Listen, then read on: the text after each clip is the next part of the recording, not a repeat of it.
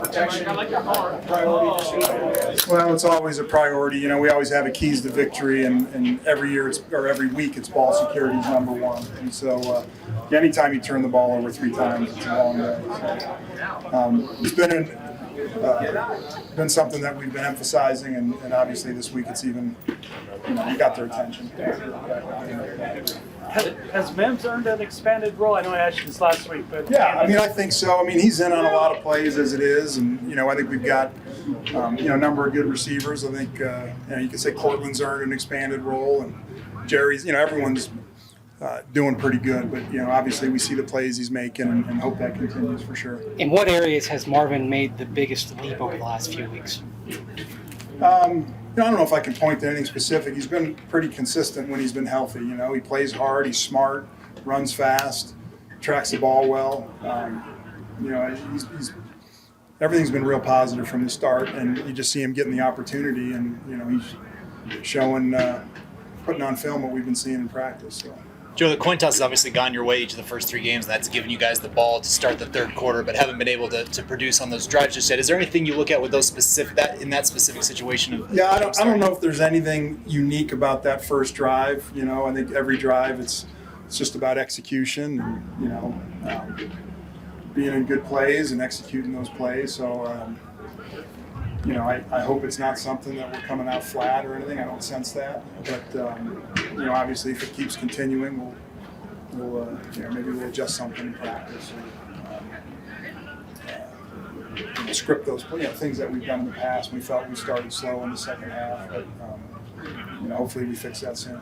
What kind of conversations do you have going back to ball security? Do you think, a player like Close, who's been a Pro Bowler, obviously knows he needs to protect the ball. So how's that different than maybe if it were a rookie that trying to do some problem? Yeah, I don't think it's been a historic issue for Cortland. I think it was just the way the game was going. He was pressing, and I think you just got to take each play, regardless of the situation, as one entity. Whether you're up by 50, down by 50, tied game, you don't do things differently. So. There's a standard we have for the way we carry the football, and we just gotta, not look at the situation and feel like, hey, I got to do something special here. Do something special, but do it with good fundamentals. So, I think, he's the type of player that is going to, he's going to take that to heart, and I don't see it happening again.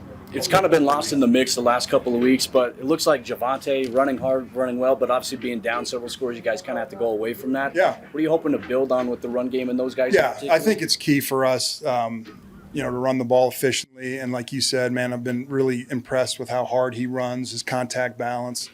He gets yards when he gets the football. So hopefully we can establish that more and more consistently and later into the game.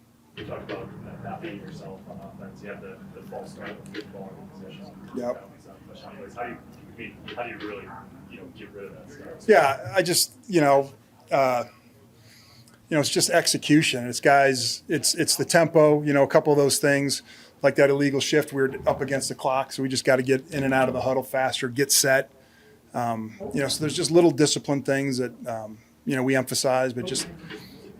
Hopefully as we get further into the season, these guys get more comfortable and there's less thinking and those things don't happen as often. How difficult is it for an offense to bounce back after a touchdown and ball back? Well, I don't know if it's difficult mentally as much as now you're, second and long or third and long.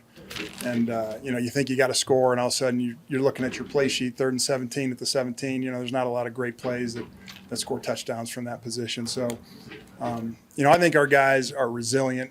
I think they're ready to go fight. It's just, you're in a tough position when you're 3rd in California in the red zone. It's a tough out for any offense. So that's the hard part.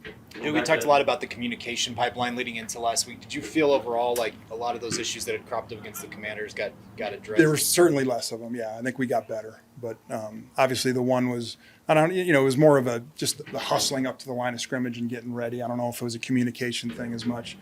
Have to continue to work on that tempo, but I thought it got a lot better. Back to conversation with the player. Brandon Johnson's just in year 2, so he has a couple of different penalties. What are those conversations like? Yeah, the one, the OPI, he was doing the right thing. He probably just leaned into the guy a little bit much, be a better actor. We want to create some interference for that DB, but, don't be emphatic with leaning into him. So it's just little technique things. But, he's another guy that's smart and conscientious. So he's not a guy that, I worry about, that happening over and over again. Anything else? Appreciate it.